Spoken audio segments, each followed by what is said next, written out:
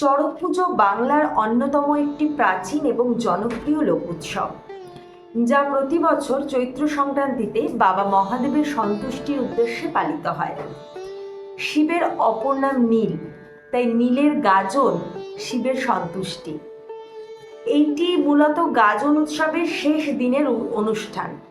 সংক্রান্তির আগের দিন সন্ন্যাসীরা পিঠ ফোড়, বোন ফোড়, আগুন ঝাঁপ ইত্যাদি নানা রকম কষ্টকর কঠিন শারীরিক কসরতের মাধ্যমে শিব ঠাকুরকে সন্তুষ্ট করার চেষ্টা করেন বা শিবের আরাধনা করেন।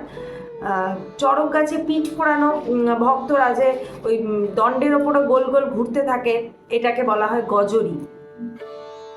পৌরাণিক ও লৌকিক বিশ্বাস অনুযায়ী এই উৎসব শিব এবং শক্তির মিলন হিসেবেও কিন্তু পরিচিত।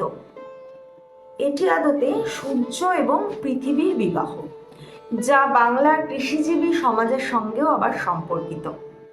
তাই ইতিহাস বলছে এটি অত্যন্ত প্রাচীন কথা।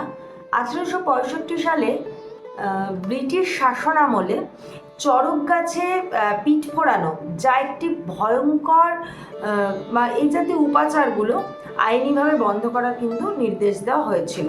তবে এটি আজও কোথাও কোথাও গ্রাম বাংলার মধ্যে কিন্তু টিকে আছে। এই উৎসব, এই চড়ক উৎসব বা গাজনের এই উৎসব নতুন বছরের শুভ কামনায় এবং পুরানো বছরের সমস্ত গ্লানি মোচনে গ্রাম বাংলায় কিন্তু আজও সাড়ম্বরে পালিত হয়, উদযাপিত হয় এই অনুষ্ঠানটা।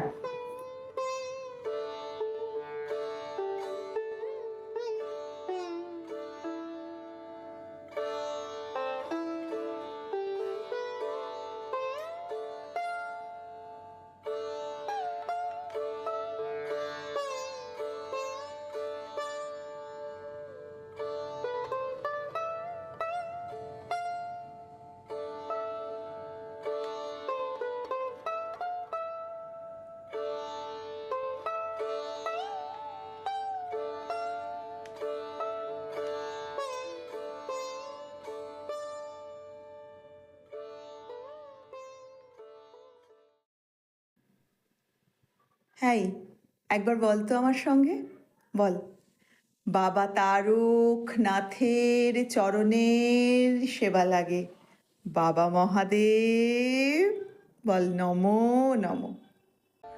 আমি আচ্ছা বলছি, বাবা তারকনাথের চরণের সেবা লাগে, বাবা মহাদেব নমো নমো।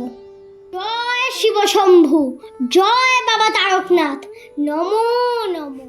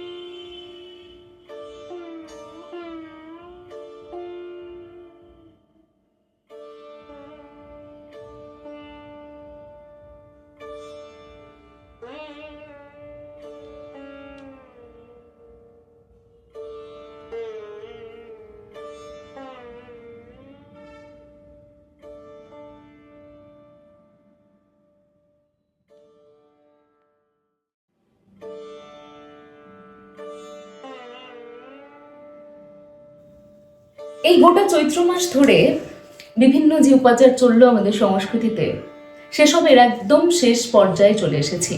হাতে আছে একটি দিন, আগামীকাল নববর্ষ।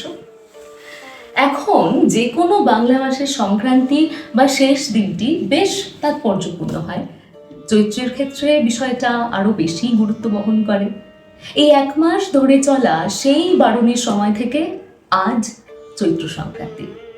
এই গোটা মাসের সাধনা শেষ হবে চড়ক পুজোয় এসে। এই চড়ক নামটা কি বা কেন, বহু ব্যাখ্যা আছে। এই যে আমাদের জীবন চক্রপথ, আমাদের বছরের মাসগুলি চক্রাকারে পরিবর্তন হয়ে হয়ে তারপর আসে। এইভাবেই তো চৈত্র আসে। এই চক্রাকার আবর্তন থেকে মনে করা হয় চড়ক এই নামটা এসেছে।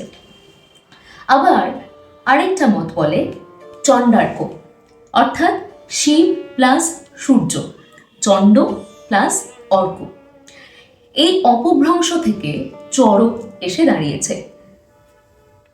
এখন গাজনের সিজন, গাজনের সিজনের এই সময়টা কেন গাজন এত ফেমাস, গাজন নিয়ে এত মাতামাতি কেন? তার জন্য বলি, ফসলের ভালো উৎপাদনের কথা মাথায় রেখে ভগবানের উদ্দেশ্যে কৃচ্ছ সাধন।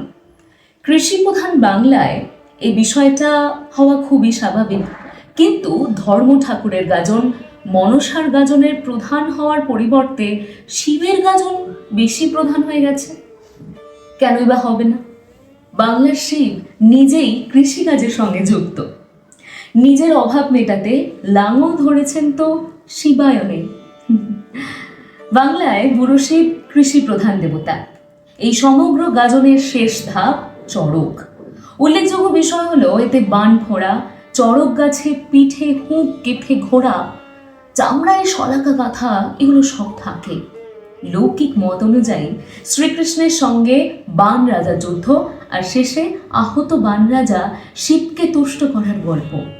বান রাজার মেয়ে উষার সঙ্গে শ্রীকৃষ্ণের পৌত্র অনিরুদ্ধের প্রণয় সম্পর্কে বান রাজা বাধা দিতে এলেন। শ্রীকৃষ্ণ বান রাজার 2 হাত কেটে নিলেন। অন্য মত অনুযায়ী বান রাজা মহাদেবকে তুষ্ট করতে কখনো গাছের তলায় আগুন জ্বেলে গাছের ডাল থেকে উল্টো ঝুলে পড়েন। এটা কিন্তু ঝুল ঝাঁপের সমান। আবার একবার পাহাড় থেকে কাঁটা বনের মধ্যে ঝাঁপিয়ে পড়েন, যেটা কাঁটা ঝাঁপের সমতুল্য, কিন্তু মহেশ্বরের আশীর্বাদে রক্ষা পান।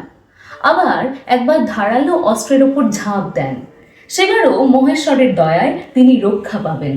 আর শেষে গায়ে শলাকা গেঁথে গাছের ডাল থেকে ঝুলে পড়া। অনেক সাধনা শেষে মহাদেব বান রাজার ইচ্ছা মতো কথা দেন যে, বা যারা এই কৃচ্ছ সাধন করবেন তাদের প্রতি মহেশ্বর প্রীত হয়ে কৃপা করবেন। চড়কের নিয়ম মতো প্রথমে চড়ক গাছ স্থাপন করা হয়। এই গাছ বলতে নিম বা শাল কাঠের গুঁড়ি, যা প্রতিবার চড়কের পর জলাশয়ে নিমজ্জিত থাকে।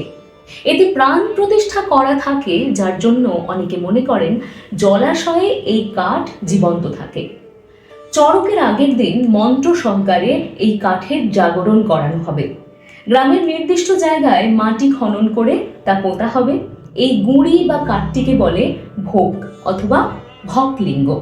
হ্যাঁ, লিঙ্গ, কারণ এটিকে শিবের মতোই লিঙ্গ রূপ ধারণ করা হয়। আর মাটিতে বসানো হচ্ছে।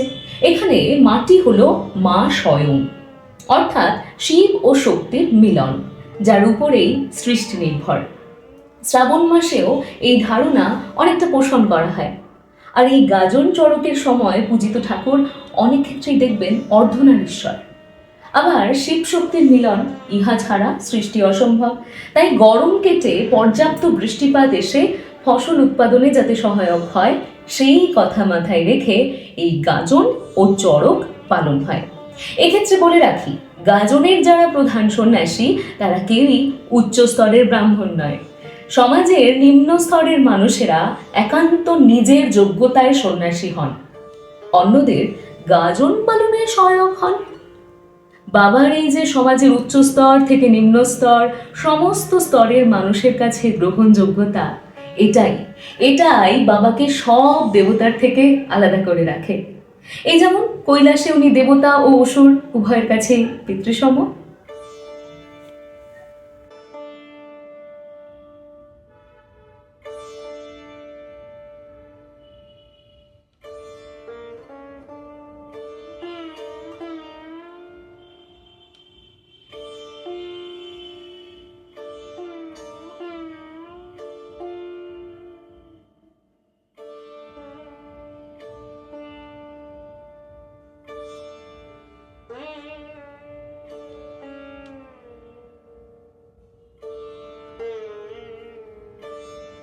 জানিস তো, চড়ক গাছে হুক গাঁথা অবস্থায় বন বন করে ঘোড়া দেখলে তোর মনে হবে গাছের চারদিকে পাখি উঠছে।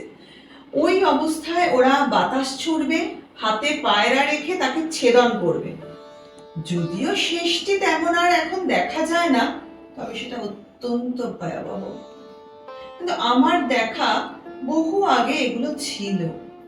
এর পাশাপাশি হবে সং সাজা পালা গান।